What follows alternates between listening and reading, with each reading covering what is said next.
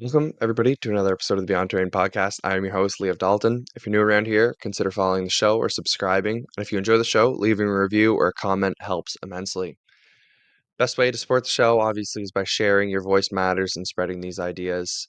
And right now, we're actually building something extremely special, very close to my heart, the Beyond Terrain community. A place free from censorship, full of real, deep discussions rooted in true health, personal sovereignty.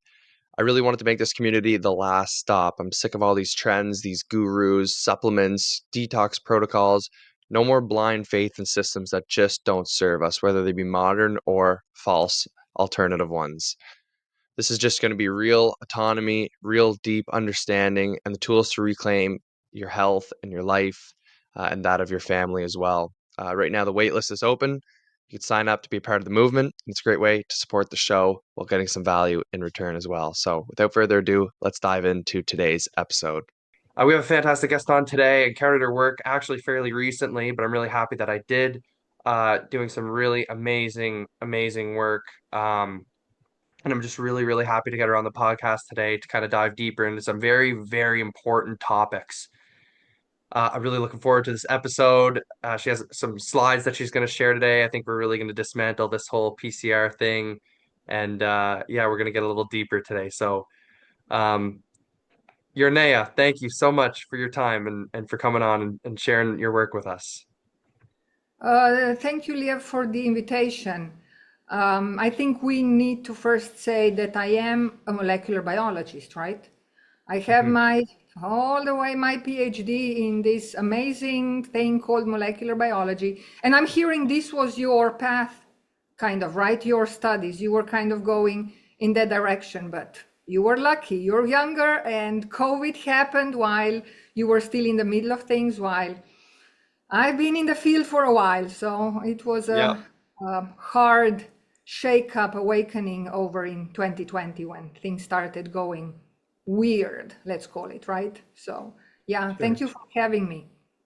Well, all the more respect out to you for being so deep in the field and still being able to come to the light. So I think that's amazing. And we need people like you. So, I'm very grateful for your path and sort of everything that's happened too, right? So, um, I want to ask you first question I ask all my guests to define health. What is health? What does it mean to you? How does it manifest? What does it look like? Take it in any direction that you'd like. I'll give you the floor. Yeah, I'll keep it short because I usually don't even think much about it, but definitely my understanding of what health is has changed over the last 6 years, right? I was completely asleep in 2019, and then all of a sudden, here we are in 2025, and I'm looking at health, of course, completely different. It's not just the absence of illness, it's also, I mean, you need to have mental health on top of physical health, right? It's not just absence of broken bones or no cough, because again, what is cough? What is cold? What are flu symptoms? That is not disease. That is our body clearing itself and cleaning up, removing toxins, so on and so forth. So health, I guess it's like just being balanced. And what I realized at some point when I started my awakening is because we very often keep talking about how we don't need allopathic doctors, because what they do is they give us allopathic medications, which quote unquote give us health, which of course they don't, right? They suppress symptoms. But people are saying we will need doctors that can fix broken bones, all of that kind of stuff. And I agree. I mean, if my bone is broken or if I have a huge cut, who's going to stitch me up? Definitely I'll go to the doctor. But at one point I had this, I will call it illumination. When you're present, when you are focused in what you're doing, you will not fall. You will not cut yourself. So I do cut myself in the kitchen when I'm absent, when my mind is all over the place. I'm thinking, oh, who knows, at work I need to do this. And then I'm chopping onion and I chop a piece of my finger, right? But if we are present, we won't be even breaking stuff. I mean, driving a car, you get in the accident when you're distracted. Let's ignore that people get you in accidents, right? Because they run into you. But once we start looking at being present and just being here 100% of the time, there are a lot of things that won't happen, which, I mean, because I see it as not health, all of these accidents, right, that happen to us. So, but it's not, yeah, going deep into health is not what I'm thinking about all the time. It's just a little bit like how I see it these days compared to maybe Yeah. before. No, well, I really appreciate that answer. And there's something to be said about, like you mentioned, the mindfulness piece and not overthinking health, right? Because health really is simple and we've overcomplicated it, right? But yeah, there's something to be said about being present, being mindful. And I think you make a great point. When things are aligned, I think what you were kind of alluding to there, maybe a little bit, was even some sort of spiritual alignment, right? And having that preventative standpoint, stuff like that is a really important thing. And just being mindful and not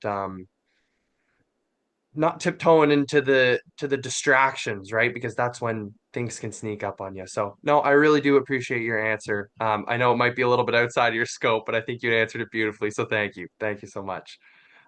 Maybe just before we get into the slides, I'd really like to know maybe briefly about your journey and how you kind of came to this way of thinking, right? Because PhD molecular biologist, to kind of go down this path is really impressive. So I'd love to just hear a little bit about that.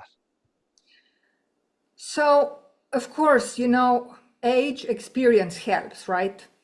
Because I've been around for a while. I mean, if we will go then deeper into PCR, my main thing was when I heard that PCR was used for the diagnosis of COVID.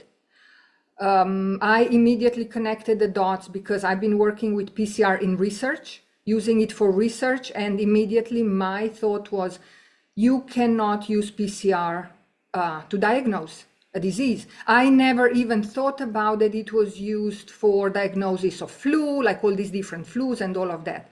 But just when it came out, and I think Dr. Kaufman mentioned it, like the first time when I heard it, he mentioned it, and I really stopped in my tracks. And I'm like, wait a minute. So for the first days of lockdown, I was the one who was a non-essential worker.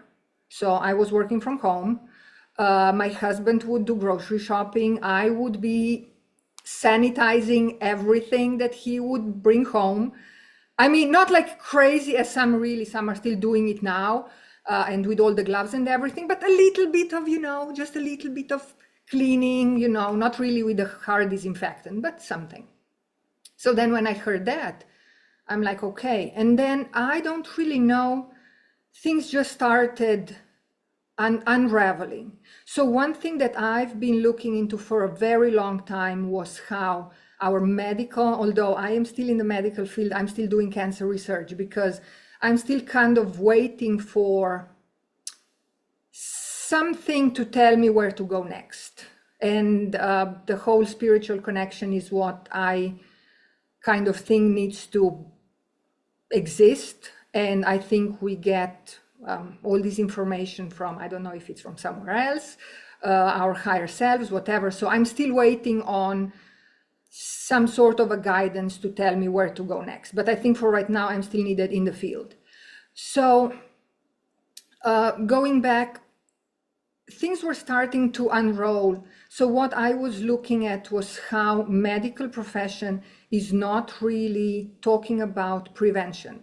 So what we do as prevention is early screening. Let's say if we talk about cancer, they call prevention the early screening for breast cancer or colon cancer. I insist, this is not prevention. Prevention is not even having cancer. So I've been focused on nutrition for a very long time. At least, I mean, in 2020, it's been at least 5 years that I started to look into nutrition, how that affects our health. So I'm like, okay, so now we are all of a sudden, they're taking care of us. They want us They want us to be healthy. They want us, but by closing us in, by doing this, by doing that, when before they never cared about us being healthy. So things just didn't make sense, right? And then what happens? Then I got a phone call from somebody. He started to talking to me about the straw man. The whole, I mean, this is completely unrelated with health, but how, who we are, the whole birth certificate thingy, whatever. And then, I mean, all of these quote unquote conspiracy theories, which very soon I learned that none of that it's a conspiracy theory. All of those things are true and out there, they're called conspiracy theories, just so people don't look into them, right? So things started to unravel. Another thing that I've been aware for a very long time is, so I moved to the US from Italy. I was born in Slovenia, but I lived in Italy for many years. And 20 years ago, pretty much exactly a few days back, it's been 20 years, I moved to the US to continue research because in Italy we stopped having funding and all of that. And at some point I started volunteering for a food pantry. So I was volunteering for a food pantry where we were serving many, many people that were or homeless or low income. And at one point I started asking, how are we the most wealthy country in the world? And just in our little, I mean, I was in Columbus, Ohio, but still, just in our town, we have so many homeless and so many low income. So something is not computing, something is not right. So 2020, when I started digging deeper down into quote unquote conspiracy theories, I really had no problem to then flip everything, realize that we've been sold this upside down world where nothing is real, nothing that we are being sold is real. I mean, we'll go into the whole virus thing, but that's just one little piece of, right, how it's nothing is real. So it was really not that hard when I had in front of me people that are suffering, and I've been volunteering with animal rescues also for a long time. So people that are suffering, children suffering, animals suffering. So it was not hard for me to make the connection. Wait, if we invert this, if we get rid of all of this nonsense that is keeping us trapped, then maybe we have some hope that maybe even if in my lifetime, and as I said, I'm not that young, right? Even in my lifetime, we will see a better world. So at the end, it was, yes, it was at the expense of realizing I've been lied to in college. PhD is all a bunch of nonsense that I had to learn. And I've been working with this DNA. I'll mention a few things about that later on. But at the end, it was not easy for me. It was not hard. Sorry, it was not hard for me to let go of all of that by focusing on, you know what, a better world is possible and we will have it in my lifetime. So that's been guiding me for now 5 years. And I'm stubborn as heck. I was born to a stubborn dad. My mom a little bit less, but dad is stubborn. Looks like I have his quote unquote genes because we'll say something about genetics later on. But yeah, so I'm just plowing through and I see it. Yeah, I love that. That's great. That's so amazing. So let's get into the nitty-gritty here. Why don't you pull up your slides and we may as well get started and right into it. Yeah, PCR was one of the first things to drop for me. I like you mentioned earlier, I did study molecular and um biochemistry and molecular, and it was just a huge focus on genetics. The whole degree was just genetics, and it really like we dove like deeper into the methods, like the PCR thing, and whenever, I was looking into the COVID stuff, I would challenge my profs on it, and they would just there was this wall. They couldn't see, like, they were telling me in class that, you can't run it past 33 cycles, and, they wouldn't understand. The labs were running it at 45 cycles, different stuff like that. Now, even is 33 cycles adequate? we'll probably touch on that today a little bit.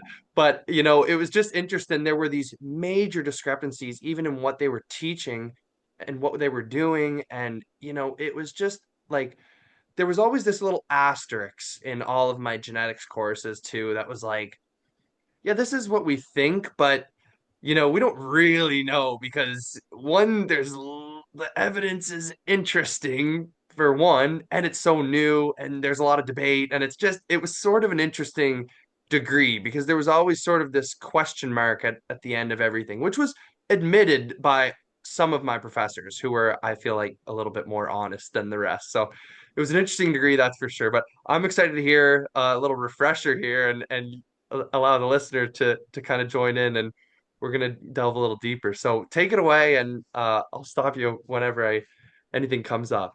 Exactly. Just interrupt if there is something that I need to say different or whatever, if it's not understandable. Will do. So um, it's interesting to hear how now everything is genetics, right? Like when you're talking molecular biology, biochemistry, it's all genetics because it's the easiest thing to manipulate.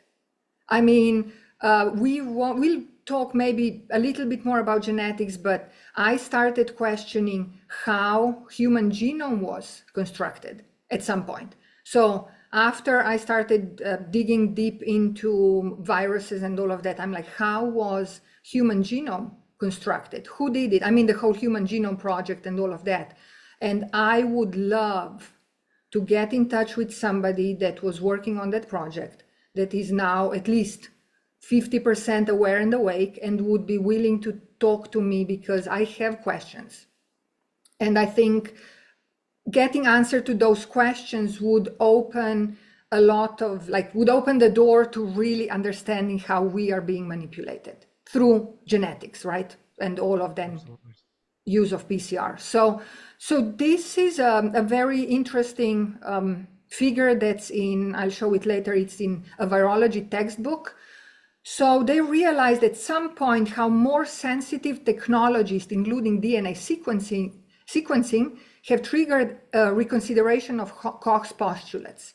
So all of a sudden they realized that the old techniques of growing quote unquote viruses, this is what they say, they're growing viruses, something was not working, so they started to use a more sensitive technologies. They started to use, so here on the right, this is the PCR machine, and then this is the computer that can analyze all of that stuff. So just briefly, I won't go into Koch's postulates like the whole thing, but just so people understand, there are four main points to these Koch's postulates, right? So you need to isolate the thing that is causing the symptoms, right? So let's say you need to isolate that. If you claim it's a virus, you need to isolate that virus. I mean, I go, when my cat is sick, I isolate my cat from the rest by grabbing my cat, taking him, putting him in quarantine, right? So this is how I isolate my cat from the rest of the crowd. The same you would need to do with this isolation of virus, like grab this virus and then move it somewhere. We know isolation is already a thing that has never happened, right? Then they say you need to put it in a culture it. So you stick it in there, it grows, it multiplies. Then you introduce it in a new healthy individual. Most times those are animals because we do animal models. And then you would need to isolate the same agent from this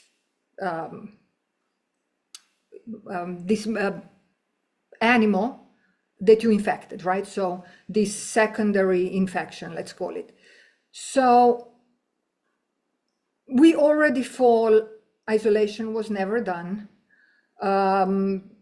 What they're showing as is pure culture, that's also not a thing. But just saying, so they know that Koch's postulates are not fulfilled with viruses.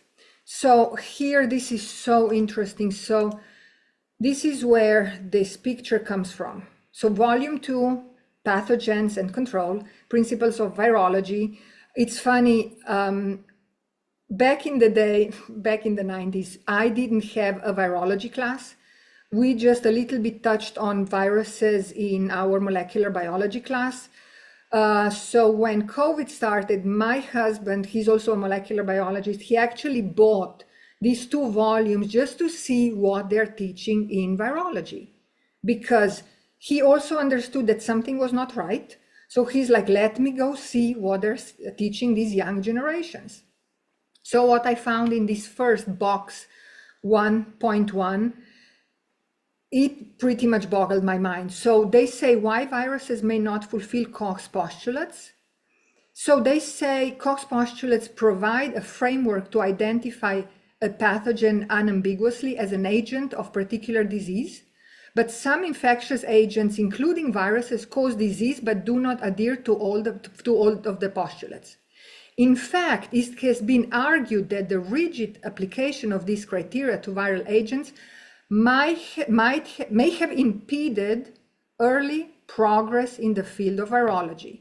So if we stop here, you can call it have impeded, right? And just go and follow virology as a real science and just ignore everything. Or you could say, wait a minute, what the heck are we doing? And of course, most people are, oh, yeah, let's go, let's look, let's do some different things to still use viruses as, which are fictional characters, as a real thing, right? So they say that application of these criteria to viruses can be particularly problematic, like criteria like the Koch's postulates can be particularly problematic. For example, the first postulate, which states that the microorganism must be regularly associated with the disease and of course then isolated, does not hold true for many animal reservoirs such as bats, in which the virus actively reproduces but causes no disease. So this is what I wrote down here. All of a sudden we come to these asymptomatic. So what does asymptomatic mean? Somebody is tested with a PCR test that we will go into right now. It says it's a positive test, but the person has no symptoms. So it's an asymptomatic, virus is there, but oh, it's just not causing disease. Which is a completely ridiculous, if you apply some common sense, this is a completely ridiculous thing, calling somebody that is healthy asymptomatic just because a fake test tested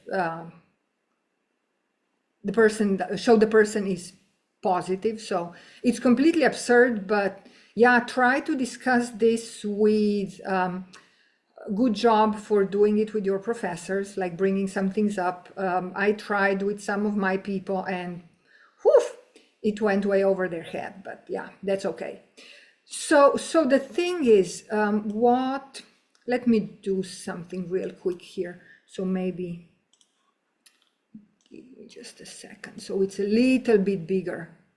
I'm usually not sharing the whole thing, so I have my slides over here, so it's under control. So what is completely being ignored is that there was this paper published in 1996. So a long time ago. I mean, what is it? I'm having trouble doing math, but it's 30 years, right? Pretty much. So they're saying that sequence-based identification of microbial pathogens, a reconsideration of Koch's postulates. So they're kind of saying, okay, let's go on the sequence-based identification rather than isolating, growing, and so on and so forth. But on page, so this is quite some pages from 18 to 33, I think on the page 29, they say that the sequence-based approaches to microbial identification and disease causation share some problems with more traditional approaches, but also generate some additional problems. So there are problems with additional approaches, and sequence-based approaches share the same problems, plus add more. So why we don't just stop, throw the whole thing out of the window and starting to look at it a little bit different? No, we will just keep going down the path. Yep, let's use PCR. So perhaps the most obvious and perplexing issue raised by sequence-based approaches is the absence of a viable or even intact microorganism. So we know that. Nobody has ever pulled, this is true especially for viruses, nobody has ever pulled the virus from the sick person as a one piece and sequence the whole genome that belongs to the virus. So I will go into how these viral genomes are sequenced. Strict adherence to the principle behind Koch's third postulate poses a major difficulty for the evaluation of microorganisms that have not yet been purified or propagated in the laboratory. So you cannot even reinfect somebody when you don't have the purified agent, right? So, I mean, the whole thing falls apart, but again, if you don't want to see it, you just go along with the story and insist they have been purified. You can see them under the microscope. That's another thing that's completely ridiculous, right? An electron microscope image doesn't say anything about what's in that image, pretty much. So just to go in the PCR, so PCR is it's polymerase chain reaction. Its discovery is attributed to Dr. Carey Mullis. This is the story that was sold to me when I first ran my PCR in 1995, how he was driving up or down the Pacific Coast Highway, and all of a sudden in the middle of the night, this idea comes to mind, and he kind of discovers this way of amplifying DNA. So you start from one molecule and you can amplify several, you can have several copies of exactly the same molecule, okay? So you put several things in this reaction. You have nucleotides, which are building blocks of DNA. Then you have one primer that is called the forward primer. Then you have another primer that is called the reverse primer. You have an enzyme that's a polymerase. And then what you do, you run this through several cycles. A lot of people think that cycles mean spinning. So I've even heard a lot of people that think they know what they're talking about. They go, oh yeah, and then you spin. No, you don't spin nothing. You just throw them in this machine that I showed you up there, and what cycles is actually the temperatures. So you are going from 95 degrees where DNA opens, then you go to a lower temperature, which is usually between 56 to 64 to 62 degrees, where these primers bind to the complementary sequence. And then you switch it to 72 degrees where polymerase actually extends these primers by adding these building blocks. So this is how it looks like. You open, primers align, and then you pretty much start extending. So polymerase extends, and then you go through this cycle several times. So at the end, what you have is, let me show it here. What you will have an incredible number of molecules that are of the length starting from the beginning of the forward primer to the end, or to the beginning of the reverse primer. They are both beginnings, but let's call it to this end over here. So you will have an incredible number of molecules that are of a specific length, and very often very short. Very short. Here we are talking 150 to 100 of these nucleotides building blocks. So instead of, just imagine putting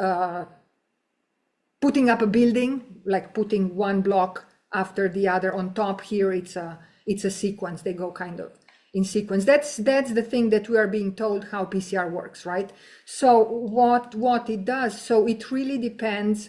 Wait, let me go first in here and then I'll share the other slide. So it's an exponential increase, right? So I mean, it's ridiculous how, so I have a couple of different plots here. So you can see if I start with 10 or if I start with 50 molecules, right? So let's say if I start with 10 molecules, I reach 10 I think this 10,000. In 10 cycles, I reach 10,000 molecules. If I start with 50 molecules, I end up with 50,000. When you go and increase the cycles more, I mean, you go from not seeing anything over here to having an incredible amount of this product that you can kind of see on what's called the agarose gel. I mean, the way to, again, and all of this visualization it's all a second-hand visualization. So if you throw your DNA product on a gel, what we call an agarose gel, who is actually showing you the presence of this DNA product in the gel is a molecule. What we were using before was ethidium bromide. Now it's cyber green. So these are actually molecules that they say fluoresce when they get in between these nucleotides. So you'd never see DNA. Like, I see a book. This is the book, this is the book. I never see DNA. There is always something that is telling me this is your DNA. The same when I purify DNA and I pass all these, let's say if I purify it from bacteria, I throw a lot of chemicals on these bacteria to open them up, this and that. So at the end, I do a step that's called ethanol precipitation, and I see white powder. And this is what I learned in school. This is your DNA.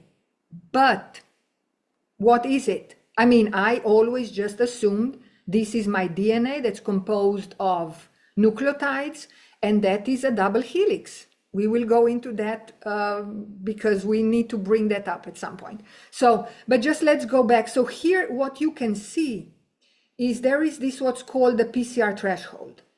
So this at 19, this would still be a negative result. So the dark blue, if you were starting with 10 molecules, you see it's not touching the threshold. So it would still be a negative result, but if you have 50 molecules, it's a positive result. So all of a sudden, something says, oh yeah, you started with something because you have a certain number of molecules that got amplified.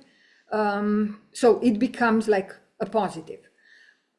The problem is, so how do we actually detect the product? In this case, we are using real-time PCR.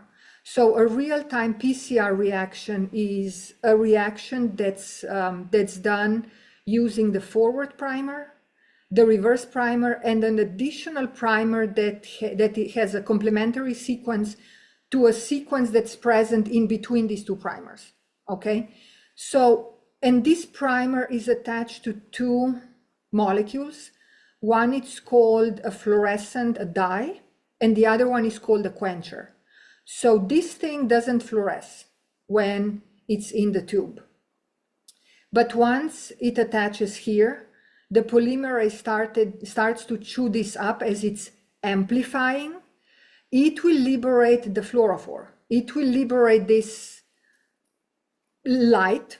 So you will actually see every cycle when this is being extended and this thing is being removed, you have one fluorophore that's being released. So if you think about it, you are actually measuring how many molecules are being produced, right? I think this kind of makes sense.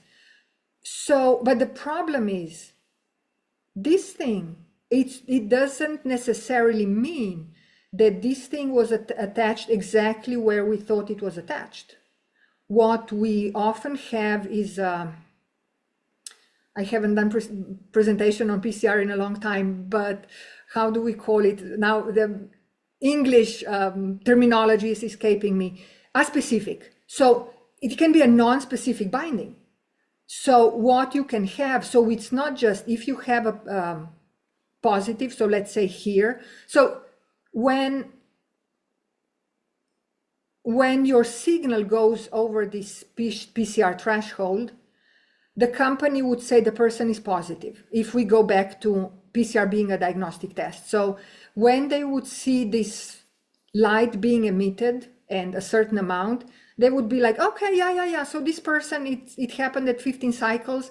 This person is positive, right? And has the virus and who knows what, or 20 cycles, or you can push it very hard. You can have this curve going over the threshold at 40 or 45 cycles. But we don't really look at what the product is. So we are actually looking just at the emission of light. And this light can be emitted because our probe, this is called the probe, has been digested because of being attached to something. It doesn't even have to be our target sequence. So this is how you can have false positives. And what we see all the time, we use real-time PCR for to study gene expression. So to study how proteins are produced in cells, but again, we don't look directly at proteins. We look at how messenger RNA that is then translated into proteins, how messenger RNA is produced, right? So we look at that. And what we know, what we've always known, when the threshold, so when your CT, like the cycle number, the CT value is over 30, 33, you never take that as a positive, never. So what they were doing with, because we know, who knows what's giving the signal, right? But we know that they were running 45 cycles in diagnostic laboratories. And they were, for the most part, they were not reporting at how many cycles they saw this curve going over the threshold. So this is a big problem, right? And again, you cannot discuss this with people that are in sciences that are unwilling to sit down, calm down, not react, and think, and really be honest with themselves. Because this is what I'm seeing, this is what it takes. You need to be honest with yourself and just say, wait a minute, I've seen this happen in my research. I've seen problems with PCR in my research, so I know how it can happen. And then just go, so do you think it can happen in diagnostic tests? Yeah, maybe. Not just saying, no, those are, it's like a sacred cow, right? Don't touch those diagnostic tests, right? So that's, I don't know, do you have questions about, because this is kind of the end of this process. I will go into sequencing a little bit. Yeah, I mean, is there a difference between PCR use in diagnostics versus like laboratory use when they try to measure specificity, stuff like that? It's Yeah. it's the same. It's the same. Hmm. It's just it's the same type of reaction. Everything is pretty much the same, but we kind of know what's the limitation, what are the limitations of the Hmm. technology. And again, as I said, when something goes over 33, we don't take it. For them to be pushing it over, because I have done sequencing of products that came up at a higher CT value, and I never found in there what I was looking for, what I Hmm. was specifically amplifying. So again, this is my experience over the years, which told me, you can have a product that will look like it's a product, it's good, but then when you really look into it, it's not what you were trying to amplify, what you were trying to measure, right? So, Hmm. and if it's Yeah. not what you were trying to target, then the whole thing needs to be just tossed. I think the point about non-specificity is really important too. Like, how do they supposedly account for non-specific binding? Like, how would you be able to know between non-specific versus if it is specific or not? If you just look at these curves, which Mhm. are obtained by a measuring machine, really just looking at this emission of fluorescence, Yeah. you don't know. You don't know if it's specific or non-specific. So when we at the beginning, let's say I was doing my own primer design. Back in the day, we learned how to do it. So how to design these primers that you would have high rate of success, so that you won't have to redesign them again, because they need to have certain characteristics. They need to have a specific amount of GC content versus AT. I don't want to go too much into detail and again, people that don't really understand it, that's okay, don't worry. But I just want to put it out for people that think that I don't know what I'm talking about. I mean, I guess they need to a little bit, calm down and look at what they've been told and what they're doing. So I was designing my own primers. Mhm. And the first thing that we would do, so you design the primers and you're like, okay, I really want to understand what is the sequence over here, because what we use these primers for is maybe to look for, is there a mutation in this region? Okay, so how do you do that? You amplify the region and then you sequence the region. And then you see, will the region be of this sequence, or will it maybe have a mutation over here? Okay, so that's a whole other discussion, but let's just go back. So we buy the primers, we run the first PCR, different annealing temperatures we try, different conditions until we get the product that we want. So we kind of say, okay, these are the conditions for this pair of primers to give me the result that it's supposed to give me, because it's supposed to amplify this region, not something else, right? So we always run the sequencing reaction, which it's not run when we do a diagnostic, when we use PCR as a diagnostic test. It's never done. And I have my suspicion then that a lot of those PCR reactions were not even run. But that is just me. That's a major conspiracy theory. I mean, I've seen people reporting that they've seen all these tests being, like the used ones, just being tossed in a room. Nobody was even running tests. This came out from the UK at some point, I think in 22. So, I mean, things are completely absurd, right? Yeah, you can't put it past them at this point. I think Nothing. one little point, just to kind of tie back in your original talk there on being asymptomatic, and using PCR as diagnostic test, just kind of bring it all together. You know, when you're using PCR as a diagnostic tool, you would expect that, what they say and what you would expect is something along the lines of this. It's every time someone's sick, they test positive with PCR. Every time someone's healthy, they don't test positive with PCR. That's what we're told. That's what you would expect if this is a valid way to diagnose. And this is what they say, and this is what they teach, right? This is not like, this is actually what they say.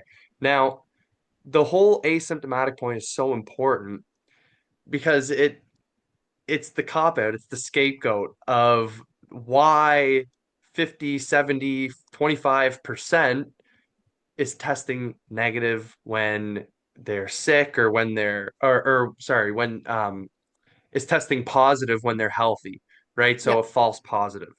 Mhm. Because during COVID we had all these PCR tests testing positive on people who were completely fine and healthy.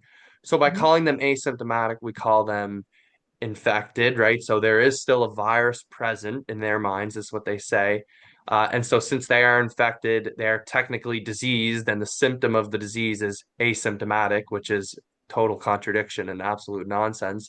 But that's how they kind of keep that lie afloat, right? It's with the asymptomatic cop out. So that really can't be overstated, right? Because if you think about how you would create a gold standard test, or how you would measure a test to be a gold standard, especially diagnostically, you would have a group of people who have symptoms.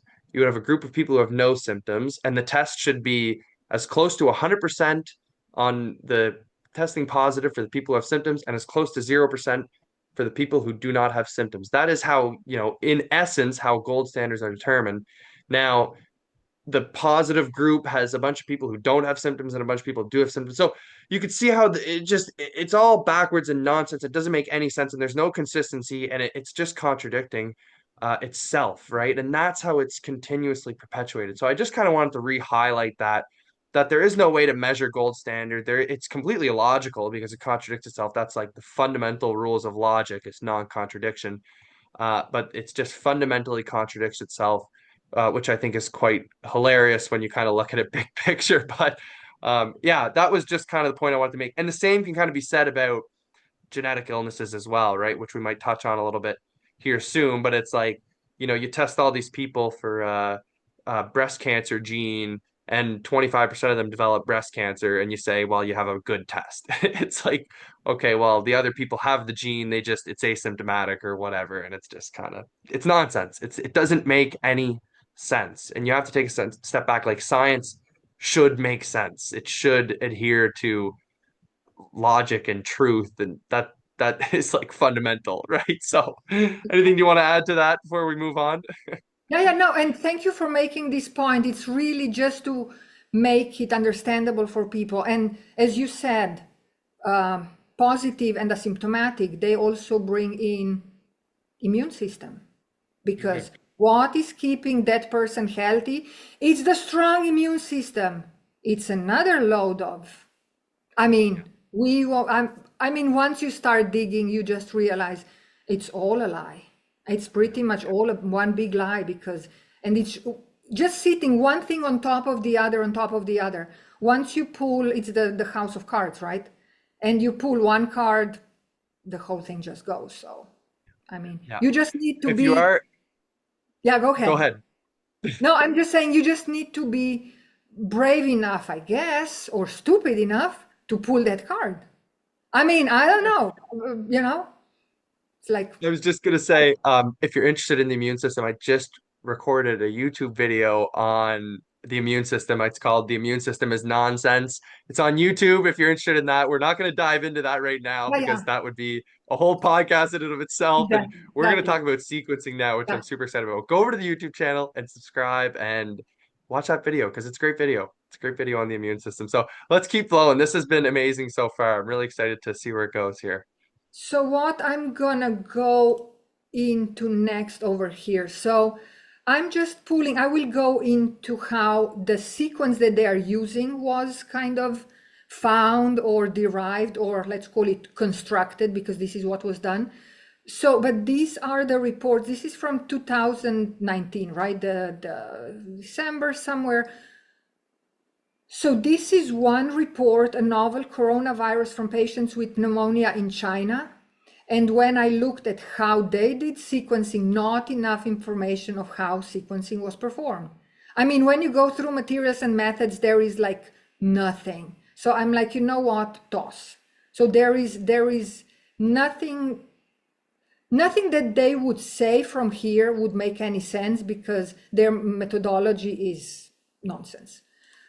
Then there is this other one, isolation and characterization of SARS-CoV-2 from the first US COVID-19 patient. This is still, I didn't look at it today. I admit, I didn't look at it today, but I looked at it like 6 months ago or a year ago. This article, so everybody's basing everything, the lockdowns in the US, on this one first patient. This article is still a preprint. What does it mean? This article was tossed out there in March 2020, was not reviewed by peers. They didn't criticize it. That's another thing. I have one whole podcast with who I was with, Mike Donio, I think, on the end of COVID, the end of COVID series. We had a deep dive into peer review. That's a whole other thing. But this was not even peer reviewed, although that is completely biased. But if we want to go with their understanding of things, you guys didn't even peer review this thing, and you are claiming all sorts of stuff, right? So it's complete nonsense. But I just want to go into this paper. So this is the one that was used. So this paper kind of found that sequence. that was later on used by Dr. Drosten, who we now know he doesn't even have PhD, Drosten from Germany, from Robert Koch Institute, right? Who designed these primers to do amplifications, to do all the PCR. So what is so bizarre? They say there was this one patient that reported to the Central Hospital in Wuhan on the 26th of December 2019, experiencing severe respiratory syndrome that included fever, dizziness, and cough. I mean, major, never seen symptoms, right? Fever, dizziness, and cough has never been seen. I mean, they made a big deal out of symptoms that pretty much everybody that's not careful, that's eating, especially eating crap or thinking crap, gets, especially in the winter, right? I mean, it's normal. So they made a big deal out of these symptoms, and they immediately jump onto metagenomic RNA sequencing, which I will explain what it means, of a sample of bronchoalveolar lavage fluid from the patient, identified a new RNA virus strain for the family, Coronaviridae, which is designated here, blah, blah, blah. This was the old name, and now it's called SARS-CoV-2. The virus, they call it a virus that causes COVID-19, right? So, I mean, metagenomic RNA sequencing, what is it? Metagenomic RNA sequencing is stuff that is done in a computer. A computer does that. So computer is first trained to learn how to stitch things together. So what we do, you feed, you use very short reads. You first degrade the RNA that you obtained from the sample. It is clear it's never, viral RNA is not purified from the sample. You purify total RNA.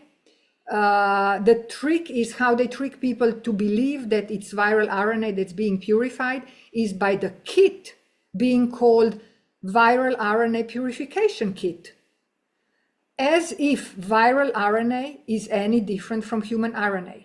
Some people might think it is. It's exactly the same. There is no difference in chemical properties, let's call them. Of course, sequences are different, but that doesn't matter. Chemical properties are the same, so that kit will not be separating one from the other. So what we do, we have these short reads, and then the computer stitches them together.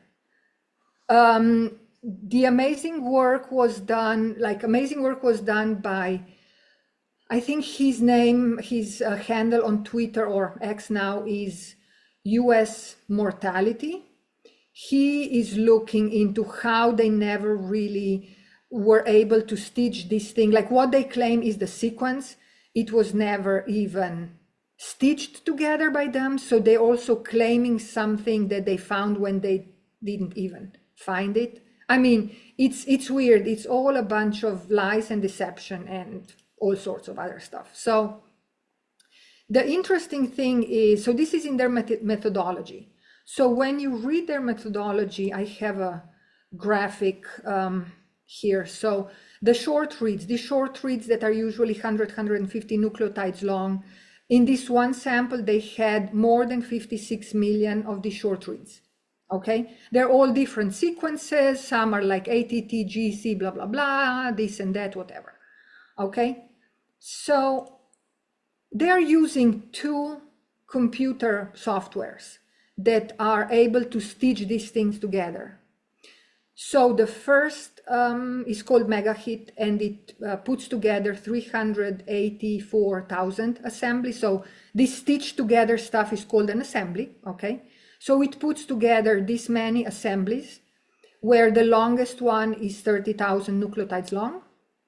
And this one puts together 1 million and some, where the longest one is 11,000 nucleotides long. So again, use some common sense. If you get a different result from two different softwares, which one do you trust? Oh yeah, I trust this one because this is what I expect. I expect my result to be in the range of 30,000 nucleotides. So I am definitely going with this one. So I completely ignore what's going on here because no, this one probably is wrong, but this one is correct because, So if a person that has no idea what sequencing is, what any of this is, if the person like that sees this, the person would be screaming. The person that is completely ignorant of what's going on in labs, the person would be screaming and yelling and saying, how are you ignoring one thing, going with the other one? I mean, you cannot have different results, right? And just then pick and choose. And what is so interesting in their methodology, they actually tell us something. So it's down here. Non-human reads generated by filtering host reads using the human genome were used for this analysis. So they're actually telling us between the lines that there are human reads in this mix of 56 million reads. So what does this tell me? Sequence sample has not been purified, virus has not been isolated. So again, when people, yeah, it was done on an isolated virus, it was not, because they clearly tell you that many of these 56 million short reads belong to humans.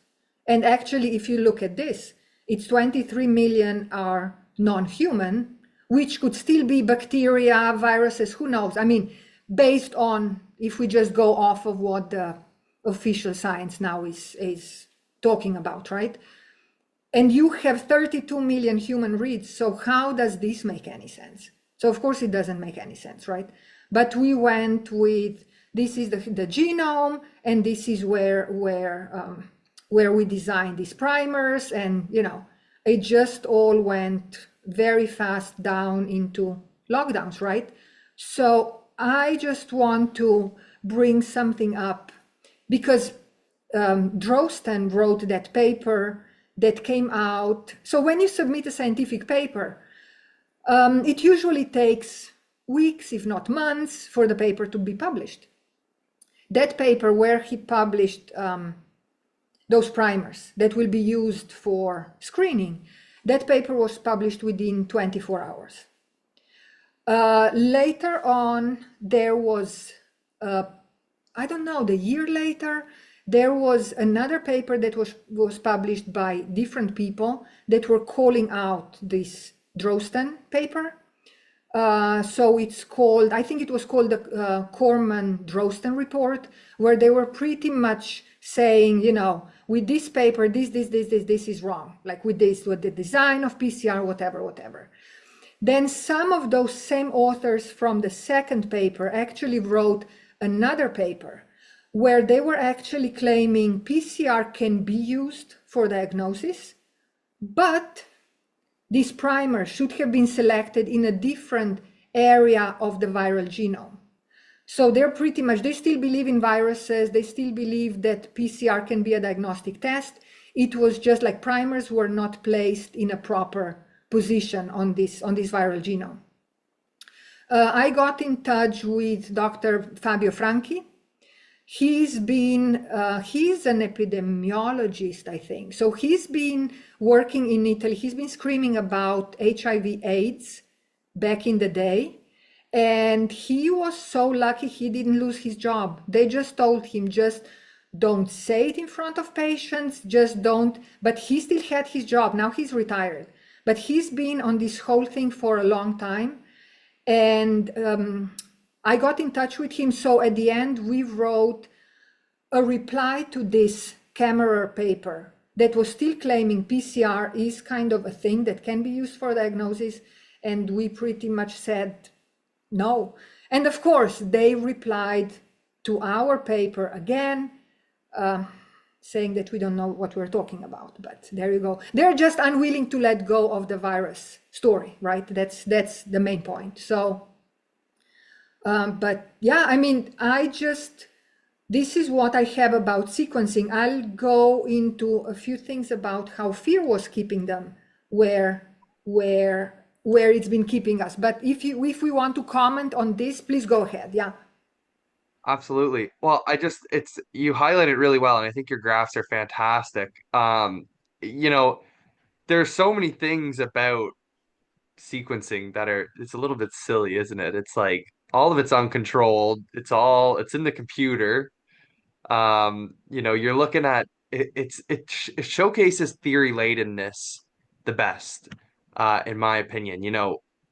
You pick the sequence that fits the theory or the expected finding.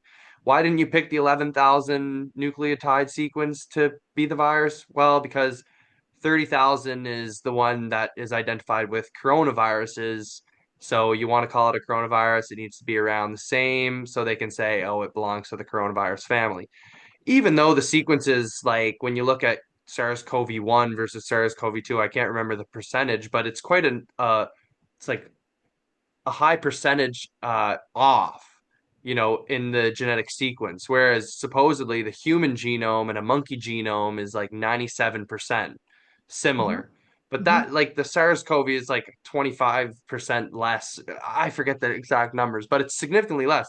And we're very different from a monkey, and if just assuming that all that's true, that's just a huge inconsistency there. But they group together because 30,000 nucleotides, they must be a part of the same family, and it's all theory ladenness, right? It's all how can we fit this into our preconceived ideas and theories? The whole process goes pretty well uncontrolled. In slide 12, you had a really good graph kind of showing how the short reads are pieced together to create the longer reads. You know, you're Yes, looking here, and I know this is like kind of a shortened version of it, but what you see, like, you got GT at the end of one, and it starts with the other one, but then you also have GT over in the other nucleotide. So why can't they bind together? There's yes. going to be overlap, there's going to be mistakes made. So a criticism that I've heard from, molecular biologists that agree with the whole virus thing is they're like, well, scientists from around the world have been able to sequence the SARS-CoV-2 and all get the same results. And I say, no, they don't, first of all. They get different results, and then they call them variants, and it's more Yes, backfill to fit their theory, yes, right? yeah. They're objectively, they're mistakes and they're inconsistencies. We call them variants so that they fit our whole preconceived ideas of viruses and our theories that we have. So I think that was kind of a point I just wanted to make there as well. Any thoughts on that? Yes, no, that's a great point. And another thing here, I simplified it. So I Yes, really of put course. it as it's always matching. No, no, no, no, no. We actually go by the p-value. So what is the probability that this thing? So very often you can have in the overlapping area, you can have nucleotides that do not overlap, and you still assume, yeah, yeah, this belongs here because the probability. So it's all based on probability. So this was my easy way just for people to kind of understand how it works. But we need to understand that it's very often it's not even 100% overlapping. One thing I've been doing, so I'm kind of able to talk about this metagenomic sequencing because I've done it when we were looking for, and this then ties us into the genetics. So I've been working on human genetics of disease. So I grew up as more of a microbiologist working on bacteria and genetics and biochemistry. But in 2008, I moved to cancer center and doing human genetics of disease. So I started kind of looking into how genes affect our health, right? And how everything is hereditary and so on and so forth. And what we were doing, we were sequencing human genome, and we were looking for variants that would be shared in a family where, let's say, we have several individuals in that family that have thyroid cancer. So what do? You grab blood from the ones that have thyroid cancer, the ones that don't have thyroid cancer, and you sequence them. And then you look for a variant that is shared among the ones that have the cancer, but it's not present in the ones that don't have cancer, right? But then again, if you find a variant that you claim is causing the disease, and you find it in a healthy individual, you say, oh, this person is just too young, so the cancer is still not developed. Oh, this person's immune system is so amazing that the cancer didn't develop. So you find all of these excuses, let's just call them, right? So what I've seen, we called several variants when we've done our sequencing using the computer like this.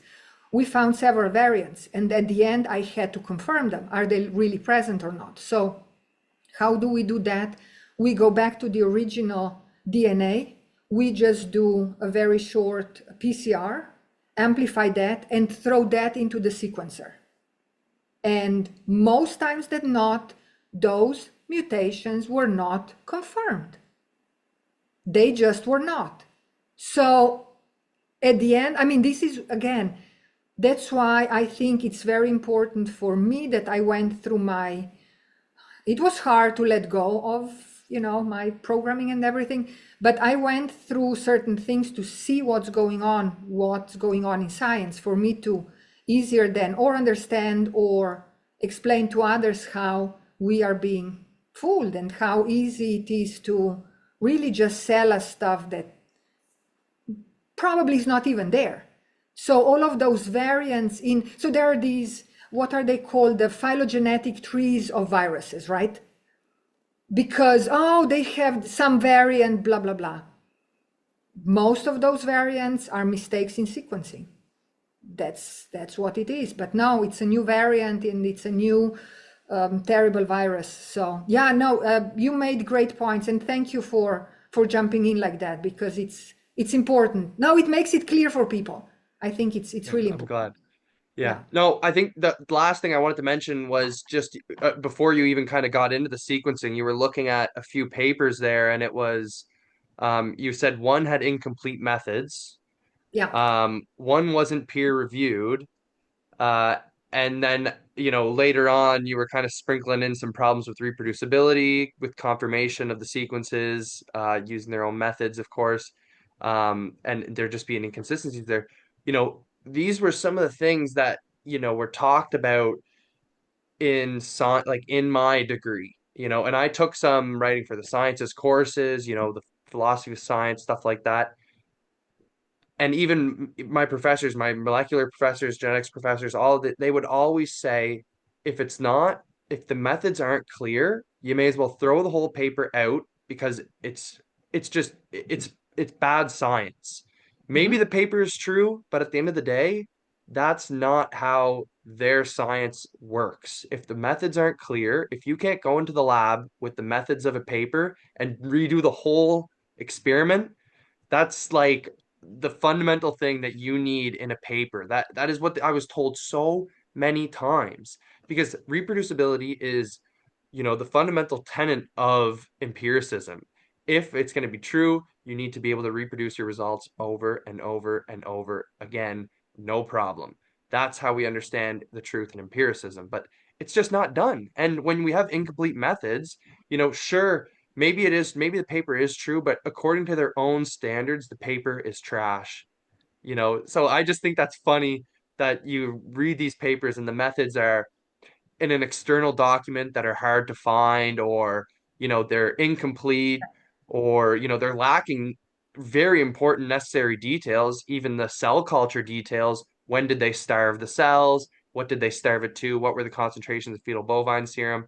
Different stuff like that, which we know can alter the results of cell cultures. Same with PCR. You rarely see that PCR methods are included in as much detail that would be needed. And it's funny, then I go talk to scientists and they say, well, any molecular biologist should know this. You should know how to do a cell culture. You should know how to do PCR. And I'm like, okay, well, again, you're kind of contradicting yourself. It's a little bit hypocritical, and I just think that's kind of it just breaks itself down. And all I had to take it was a good objective look at the field of academia, and all of this kind of just came to me. It was really easy to see these inconsistencies, but as we're going to kind of get into here, there's something inside of us that doesn't allow us to see that when you're in the field. And, there's the ego, there's the status, there's the criticism that you're going to get from your peers, different stuff like that. And anyway, it's a whole huge problem. Yeah. No, you made good points. Another thing that I want to bring up is I didn't even really realize it. But what we usually do when we read a paper, we read abstract and conclusions. And then if that kind of we go to result, I mean, if we want to try and do something similar, we would read the rest. We would really go deep in the results and, methodology, blah, blah. But if it's really just to see, oh, this laboratory found this and this, we read abstract and we read conclusions.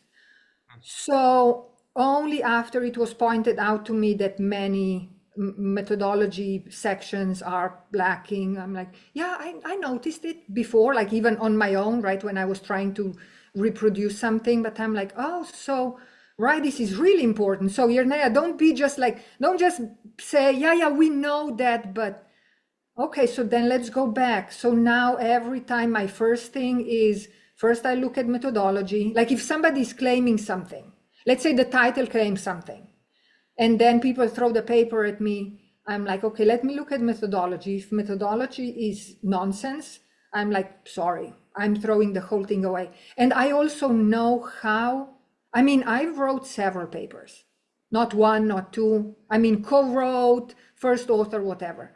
And I know how it's done. And it's not even intentional.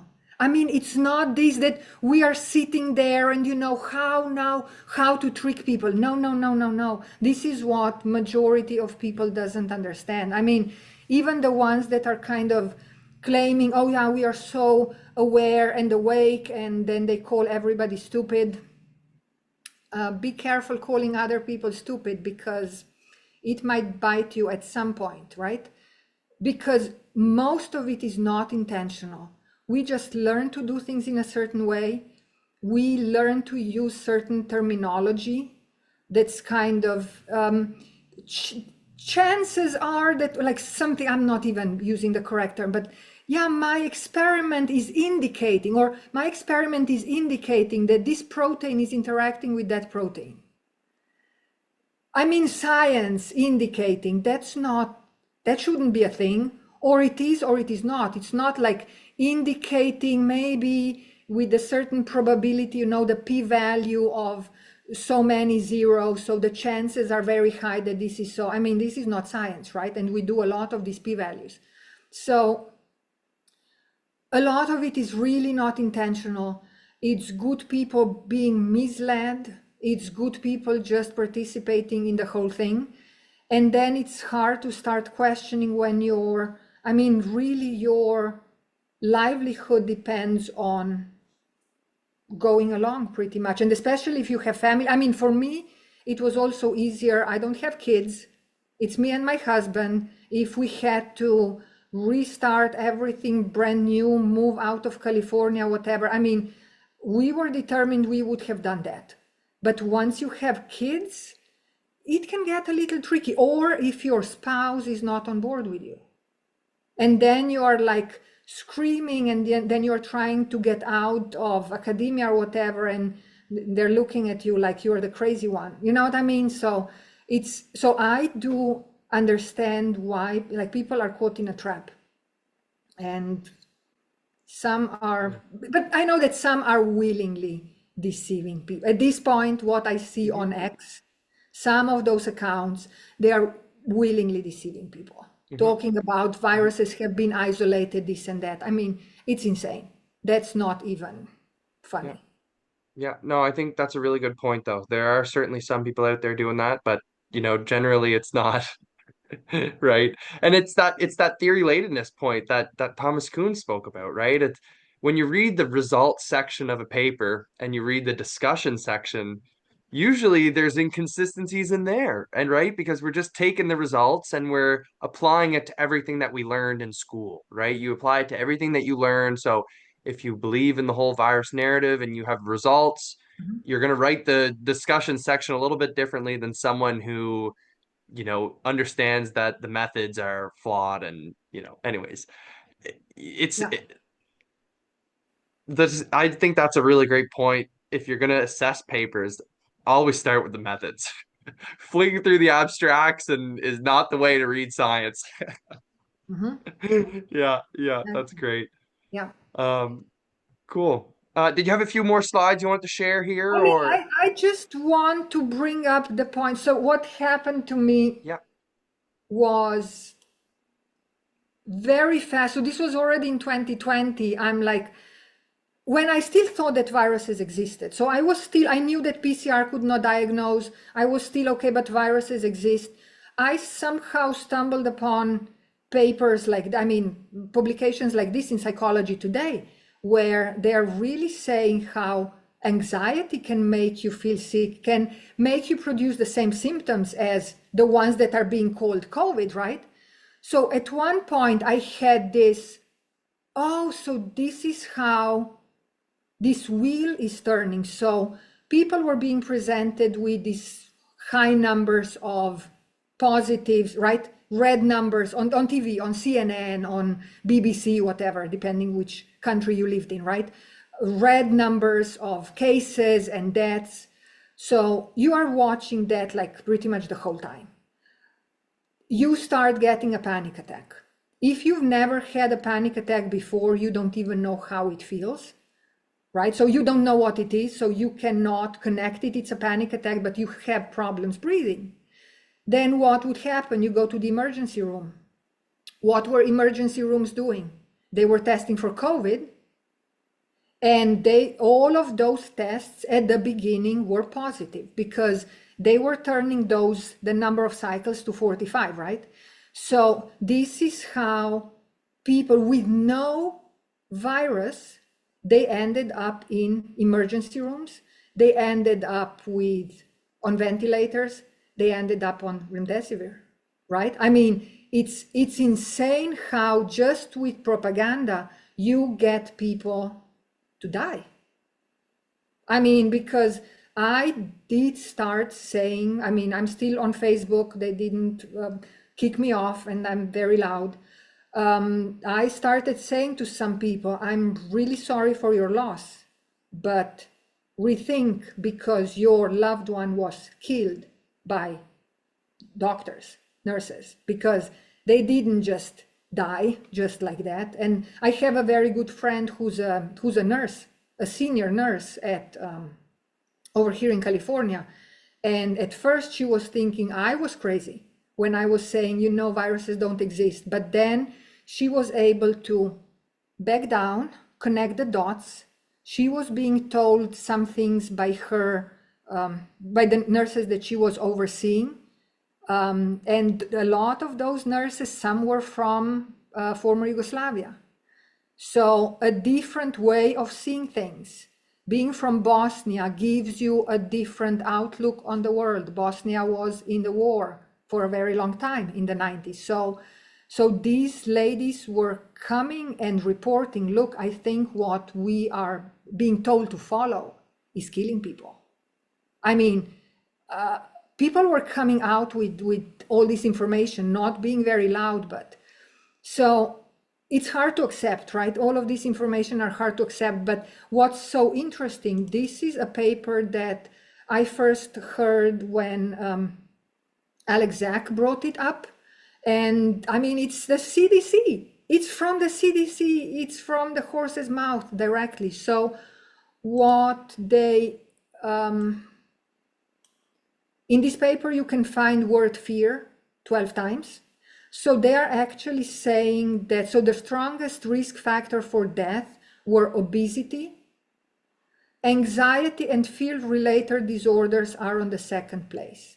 So they are telling you that fear killed people through the mechanism, as I said, finding themselves in the hospital. I mean, it's insane, but you'd say this to some molecular biologist that is still convinced that, PCR is all good and sequence we have and virus has been isolated. I mean, they will not accept it. They will not accept it, but it's written, it's up here, I mean, written by the CDC. So It's insane. It's really insane. Yeah, that is. Yeah. I mean, fear is the disease. Fear is the virus. That's what it's contagious and it's deadly for sure. Exactly. And Yeah. for people that want to know more about fear being the real virus, so Mike Stone, I'm sure that you know him, virology.com. Mhm. I mean, what he's putting out, I always say, It's Mike, amazing. you are still pulling stuff out that makes no sense. I'm not even able to look at that. I mean, I get sick, and he's just like putting it out there, just pointing out the complete nonsense, right? But yeah, he wrote a very good, what do you call it, blog, whatever, Oh yeah. on the fear is the real virus, where Hmm. he really goes and finds research that is saying all of those symptoms can be had just by being in fear. I mean, all of those symptoms. I mean, it's a long article, but it's very good. I translated it in my language because I'm like, this needs to be shared. I mean, Hmm. this needs to be known. And his virology.com is a very good resource for that. So Yeah. He really is. Yeah. Absolutely. do Yeah. we do we just briefly just want to throw the DNA because we said something about the DNA? Let's do it. As, Why not? If you got the time, I'm open for it. Let's do it. yeah, yeah. Just I mean, it's so the when was this? I think it was December 2021.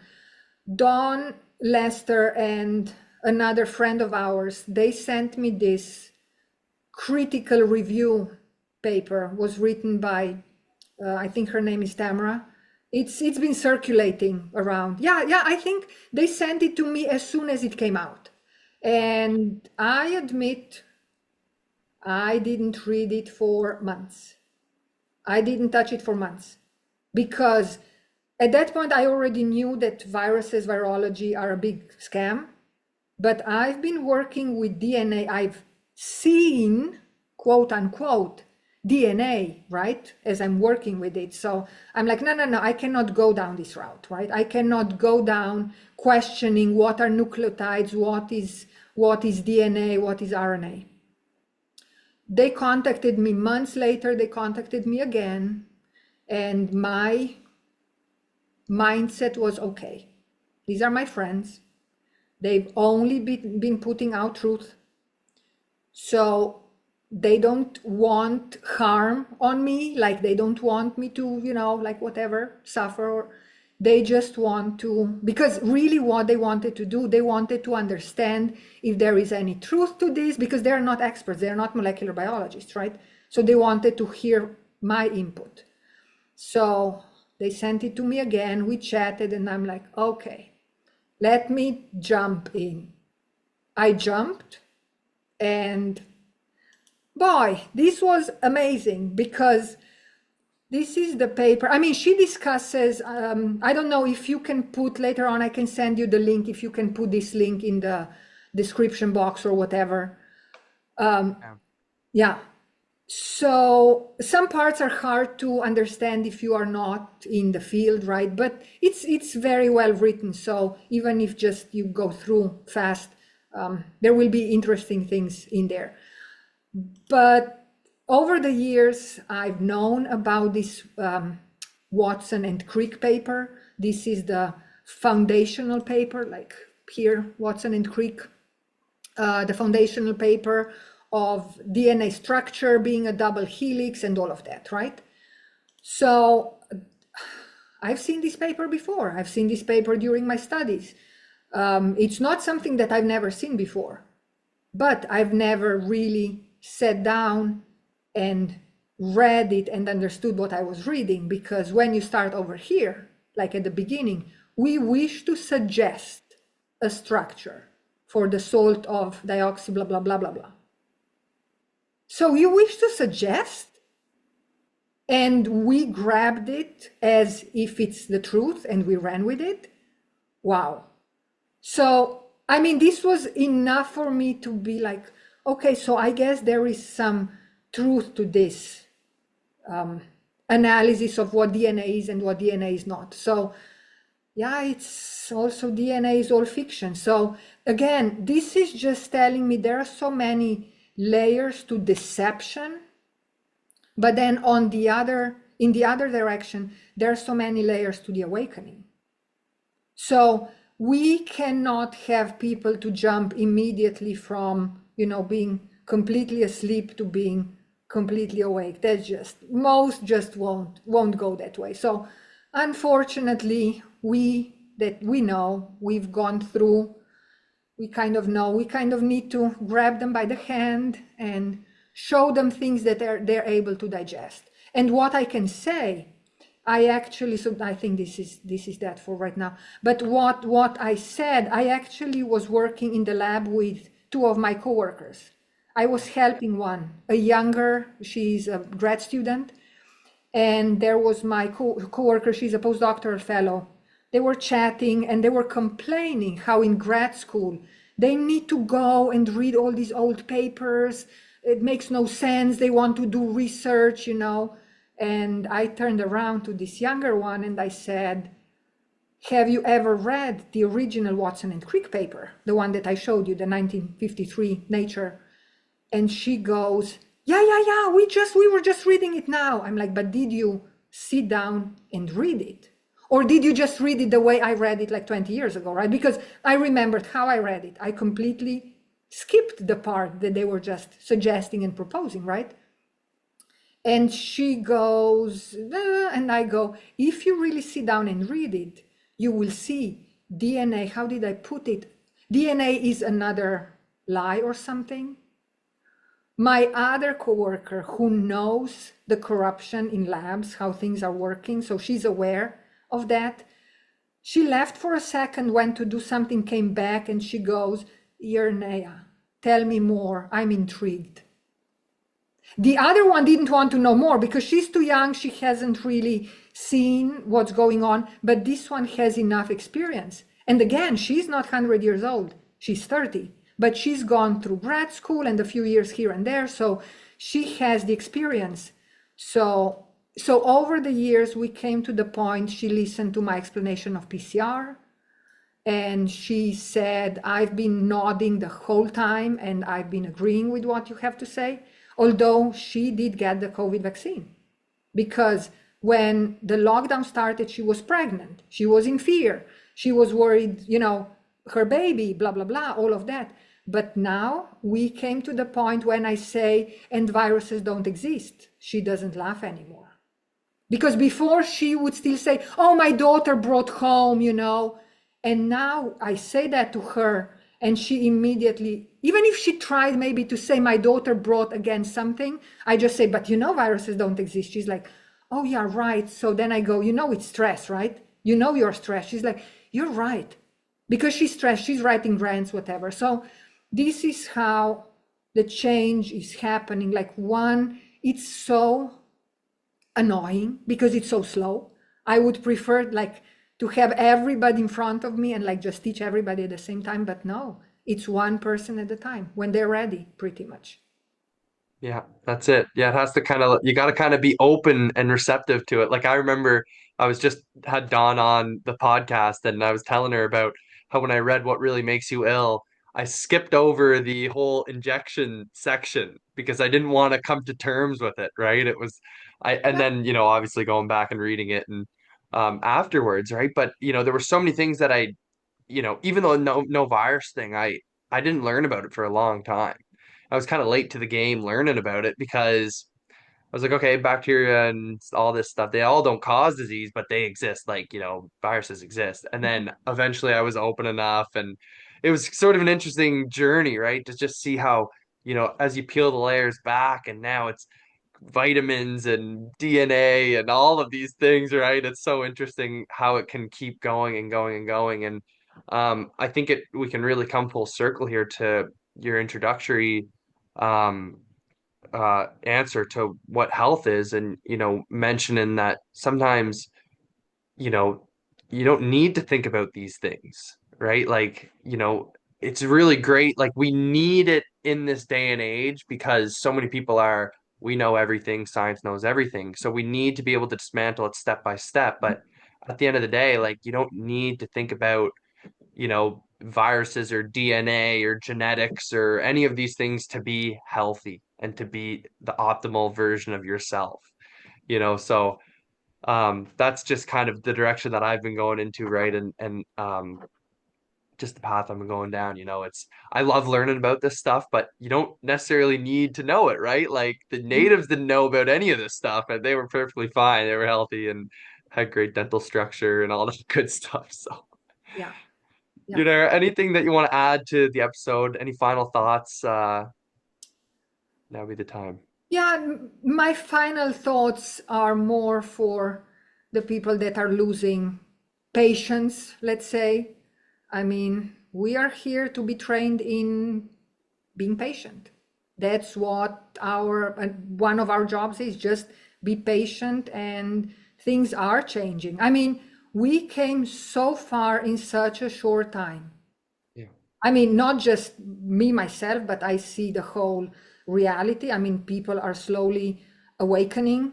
Again, not everybody will first awaken to the lie about viruses. Some will first awaken right now, seeing all the money that's being siphoned to all these crazy different places that's being discovered. So some people will finally jump on that and be like, okay, this we are not okay with, right? So they might still believe that, elections are good and that viruses exist, but they will start slowly maybe questioning. And you just need this one card, right? Because everything is connected. You pull that and then it just starts rolling. I mean, you just need to be open to really, to be open and really have everything you've ever known dismantled. And I put a couple of books that helped me over here. I mean, from a scientist, I came all the way to the self-aware universe, how consciousness creates material world. So, Cool. I've I never mean, read that book. oh, I wouldn't believe, like, if you told me in 2020 or 2019, I would be going down this path, how matter really doesn't matter. I would be like, you're crazy, you're crazy. Because, so that's one thing. And another one that my neighbor, she kind of told me to look into this one. Joseph Murphy, he passed away already some time ago. He was a psychologist, I guess. The Power of Your Subconscious Mind. And it's funny, I was telling her, she's a psychology student. She is a therapist right now, like family therapist. And I told her about sequencing and how viruses don't exist and PCR, and she didn't understand any of that, right? So we were talking, she didn't understand because it was not her field, let's say. Some months later, she goes, Jerneja, now I understand what you were saying, that viruses don't exist. She came from a different direction. So she came from here. When Dr. Murphy says, we create disease. I mean, what's in your mind, you create. So she came from this other direction. So it's like when we are trying to push our way of understanding on people to wake them up that way, it might not work with them. So we kind of need to listen, and if we can help them, maybe with our knowledge, to see it in a certain way, fine. I mean, I know that I'm here to help my fellow scientists when the time comes, when they're ready to start seeing things, to really lead them by the hand. Other people are here coming from more from a spiritual background or whatever. They will be doing it in that way, but each person is doing their thing. What I like, the way I see it, we just need to always do the right thing. That's what we are here for. Just always do the right thing. If we are shown one or the other and one is clearly wrong but leads to a little bit more money, I mean, I don't know if that's the way, right? Because again, money is important, but it's a different reality than what we were told. There is no lack of anything if we're open. I mean, I'm still not fully ready to completely surrender. That's why I haven't jumped from my job yet, because I still think that I have something to do in there with my coworkers. But at some point, you just jump and trust, and this is how we move on. So, yeah, Amazing. thank you so much for having me. Really, Thank you. it was fun. And you made Yes. very, very good points. Thank you so much for that. Yeah, wrapping things. No, no, I really, really appreciate your time and all your the slides were fantastic. Your wisdom is amazing, and you're an amazing mind. So we're happy to have you anytime. Is there anywhere that the listener can, find your work or any way they can support you? Um, so most of my work is in Slovene, so that's not gonna help. Um, but I actually do have a video that maybe I'll have you link, because where I end up all the way here. So I start from PCR and I end up with the subconscious mind. Cool. So I can share that with you, but I'm on Facebook, not under my real name. I go with my husband's last name, Jerneja Tomsic. And then I'm on Twitter at Zianini SLO. So it's ZIANINISLO.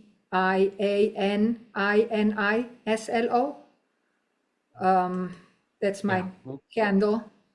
perfect. We'll put some links down below for the If, listener too yeah, to yeah, if because you're an somebody, amazing mind and you have some great stuff to share. So maybe one day we'll have to revisit the DNA stuff more in depth, and uh, we could I probably tear wouldn't down a few mind. more topics. So I wouldn't mind, because I mean, now it's really, I jump at everybody that keeps saying, oh, but genetic disease, breast cancer is 5% genetic. It's 0% genetic. Just saying. So yeah, it'll I be would fun. love to be back anytime. So Great, thank you. great, fantastic. Well, thank you so much for your time. Thank you. All right, and I want to thank you all for listening. Just a quick reminder that this is not medical advice or any advice for that matter. This is for your informational purposes only. That being said, you are a sovereign being capable of thinking, criticizing, questioning, understanding absolutely anything. We in the greater forces are together self-healers, self-governable, self-teachers, and so much more. And this is why the Beyond Terrain community exists. This is why I'm so passionate about it. We are done chasing trends, supplements, magic bullets, victim mindsets. We're leaving all of this in the past. If you're ready to take full responsibility, build true resilience, and gain wisdom to navigate the health and life that you want independently, this is the place for you. Right now, the waitlist is open.